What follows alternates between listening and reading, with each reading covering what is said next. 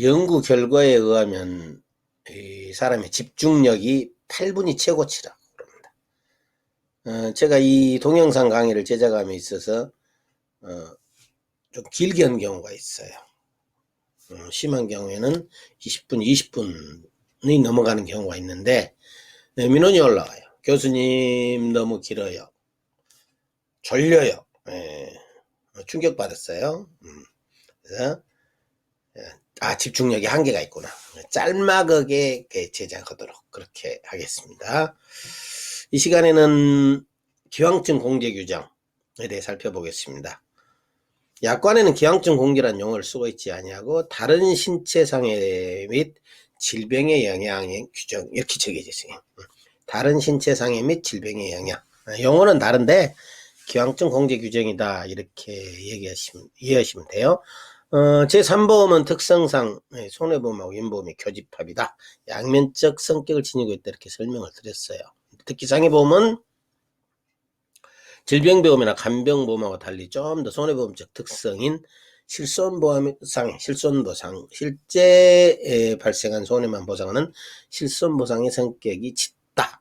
그래서 그쪽 성격을 많이 띈다라고 관련됐어요. 그래서 상해사고와 관련된 의료비나 사망 후유장애 이런 데는 기왕증 공제 규정이 존재한다. 최근 약관은 존재한다. 이렇게 보시면 되고요. 기존에는 이 기왕증 공제 규정이 없던 경우도 있었어요. 좀 살펴볼게요. 지금 현행 약관에 보면은 좀 말이 어렵게 돼 있어요. 첫째가 이미 존재한 신체상해 또는 질병의 영향으로 상해가 악화된 경우. 둘째, 상해를 입은 후에 그 원인이 된 사고와 관계없이 새로이 발생한 상해나 질병의 영향으로 그 상해가 중하게 되는 경우. 셋째, 피보험자가 정당한 이유 없이 치료를 게을리하거나 또는 계약자나 수익자가 치료를 하여주지 않음으로 인해서 상해가 가중하게 된 경우에 그러하다. 이렇게 돼 있어요. 첫 번째 살펴볼게요. 이미 존재한 신체 상해 또는 질병의 영향으로 상해가 악화되는 경우. 어떤 경우일까요? 이미 존재했다. 그래서 피보험자 자체가 몸에 어떤 결함이 있었던 거죠. 당뇨병을 예로 든다거나 고혈압을 예로 들면 쉬울 거예요.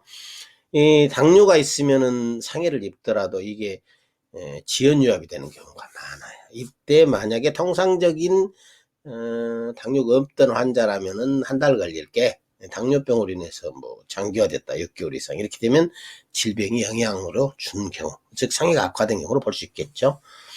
두 번째, 상해를 입은 후에 그 원인이 된 사고와 관계없이 새로이 발생한 상해나 질병의 영향으로 그 상해가 중하게 된 경우. 경골 간부골조를 이미 입고 있던 환자인데 그 주변에 다시 교통사고로 충격이 가해졌다. 그래서 영향을 준 거죠. 지연유압, 분류압. 뭐 어쨌든 이렇게 영향을 준 경우에는 그 상해가 중하게 된 경우로 봐야 되지 않겠냐.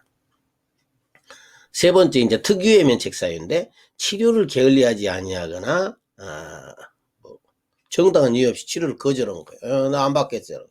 치료가 지연됨으로 인해서 늘어났다. 이 손해는 당연히 안 해주는 거. 이거는 뭐 기왕증 공제 규정이라고 할 것도 없이 당연히 가중손해니까 안 해주는 개념으로 이렇게 이해하시면 될 것 같아요.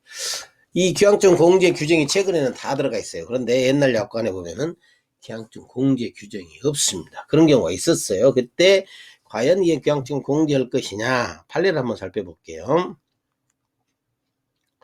상해보험의 경우 상해보험 약관에서 계약 체결 전에 이미 존재한 신체상해 또는 질병의 영향으로 인해 상해가 중하게 된 때에는 보험자가 그 영향이 없었을 때 상당하는 금액을 정하여 지급하기로 하는 내용의 약관이 따로 있는 경우를 제외하고는 보험자는 피보험자의 체질 또는 소인 등이 보험사고로 인한 후유장에 기여하였다라는 사유를 들어서 보험금 지급을 감행할 수 없다.